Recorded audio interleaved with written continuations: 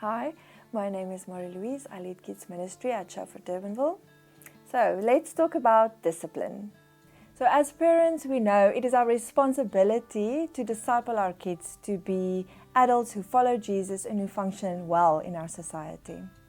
But as a church family, it's our massive privilege to come alongside each other and help each other in this massive undertaking. Our heart is to disciple kids. And so we teach them how to pray, how to worship, how to live out their faith. But part of that is helping them and teaching them how to behave. Discipline always happens in the context of discipleship. Important things to remember. So, a busybody does not mean a child is naughty. Some kids just need to move a bit more, even adults.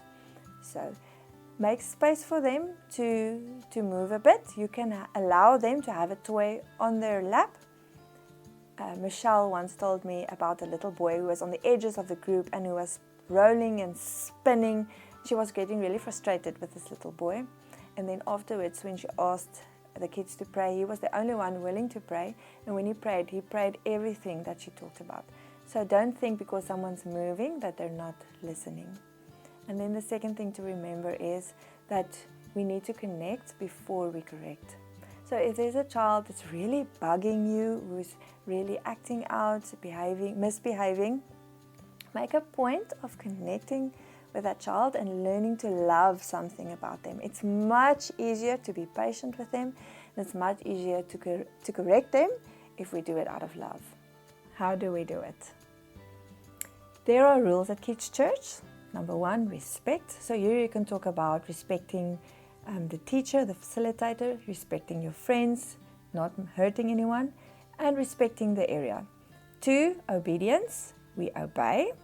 And 3, together. We do everything together. We play together, we snack together, we listen together, we worship together. And all of this happens with love. We've got a routine that we do every week at Kids Church, and this makes for a safe environment. Kids know what is expected of them with each specific stage in our routine. When you give an instruction to a child, make sure that it's direct and you can use some authority when you speak to them. If a child is misbehaving, you can help the child by distracting them with a toy or with an activity that's coming next, or even a specific book that they like.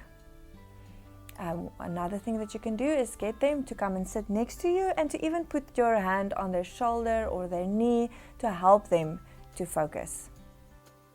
You can use consequences as a way to discipline them. So, if a child is perhaps not participating in the group, you can tell the group, okay, we're waiting for Johnny to sit down in the circle before we can begin. And then the whole group has to wait. And so Johnny has to live with the consequence that everyone is now waiting for him. You can also have other consequences like you will not be able to play the game or you will not be able to have a snack. And then make sure that if the child doesn't obey, that action is taken and that we do what we said we will do.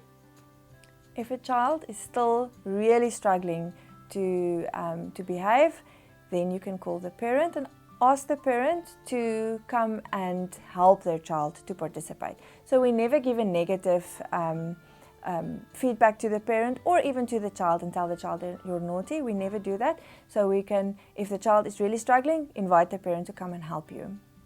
And then I want to ask, please never go into church after Kids Church and tell a parent that your child misbehaved.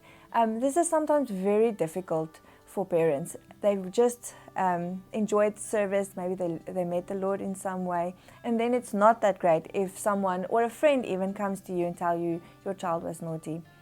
You can always come if you see something that worries you or a child that's got specific behavior. Please come and chat with me. I'm there most Sundays, so I'm keeping an eye on it, and we will speak with the parents when necessary.